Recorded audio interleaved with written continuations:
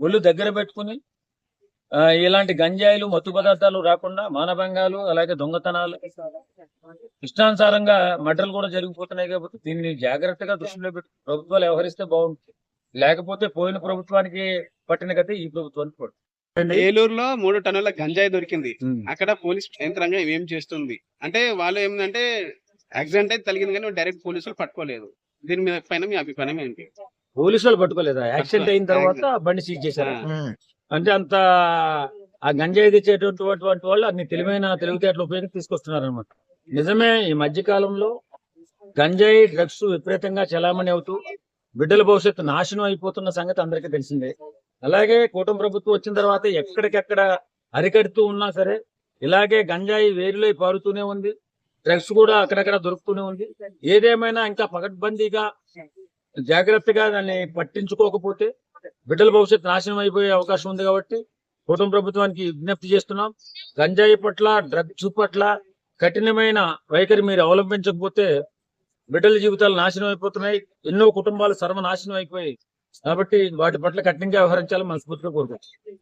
ఇంకా సార్ ఏంటంటే తెలంగాణలో మన రేవంత్ రెడ్డి గారు ఉన్నారు కదా, ఆయన గాంజాయి పరంగా గాని మత్తు పదార్థాల మీద ఏది సప్లై కాకుండా ఆయన ఒక స్ట్రిక్ట్ యాక్షన్ తీసుకొని ఒక టీం ని క్రియేట్ చేసిండు. అట్లా క్రియేట్ ఎందుకు చేయలేకపోతున్నారు? చేస్తారు, ఫస్ట్ వీళ్ళు చేశారు కదా, తర్వాత వాళ్ళు చేస్తారు. తప్పనిసరిగా ఏదైనా యువత జీవితాలకి యువత భవిష్యత్తుకి నాశనకారకమైనటువంటి మత్తు పదార్థాలను అరికట్టడంలో ఇప్పుడు ప్రతి ప్రభుత్వం, కేంద్ర ప్రభుత్వం కానించి అలాగే రాష్ట్ర ప్రభుత్వాలు కూడా కఠినమైన చర్యలు తీసుకుంటున్నాయి.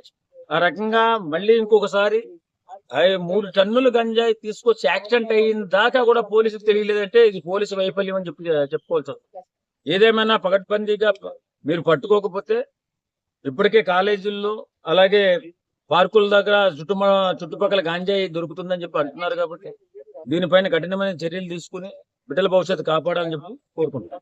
కానీ గాంజాయి మత్తులో యువకులు బాగా రెచ్చిపోయి గొడవలు, కొట్లాటలు, యాక్సిడెంట్లు, రేపులు కూడా జరుగుతున్నాయి. ఖచ్చితంగా వాళ్ళకు సపోర్ట్ గా కొందరు రాజకీయ నాయకులు ఉండడం వల్ల వాళ్ళు కూడా యువత రెచ్చిపోతుంది. అంత సపోర్ట్ ఎందుకు చేయాలి గంజాయి? రాజకీయ నాయకులు ఎవరైతే సపోర్ట్ చేశాడో వాడు నాశనం అయిపోతాడు.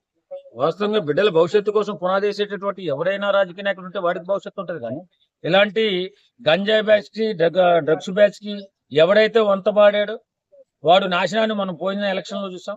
ఇంకా ఎంతకంటే ఘోరంగా ఉంటది. ఈసారైనా ఒళ్ళు దగ్గర పెట్టుకుని ఇలాంటి గంజాయిలు మత్తు పదార్థాలు రాకుండా మానభంగాలు అలాగే దొంగతనాలు ఇష్టానుసారంగా మర్డర్లు కూడా జరిగిపోతున్నాయి. కాబట్టి దీన్ని జాగ్రత్తగా దృష్టిలో పెట్టి ప్రభుత్వాలు వ్యవహరిస్తే బాగుంటుంది. లేకపోతే పోయిన ప్రభుత్వానికి పట్టిన గతే ఈ ప్రభుత్వానికి పడుతుంది.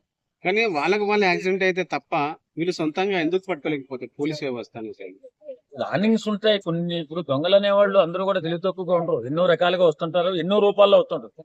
రూపం మార్చుకుంటూ ఉంటాడు తప్ప చేసేవాడు తప్పు చేస్తూనే ఉంటాడు, రూపమే మారుతూ ఉంటుంది. కాబట్టి జాగ్రత్తగా పోలీసులు కూడా పకడ్బందీగా ప్లాన్ చేసి పట్టుకోవాలి. పట్టుకోకపోతే చెడ్డ పేరు వస్తుంది. నేను చెప్పాను కదా, ఎవడైతే బిడ్డల భవిష్యత్తు కోసం నాశనం చేయడం కోసం చూస్తున్నాడో వాడి పతనం చాలా ఘోరంగా ఉంటుంది. అలా కాకుండా మీ ప్రభుత్వం చాలా పకడ్బందీగా వ్యవహరిస్తే ఫ్యూచర్ లో మీకు మంచి భవిష్యత్తు.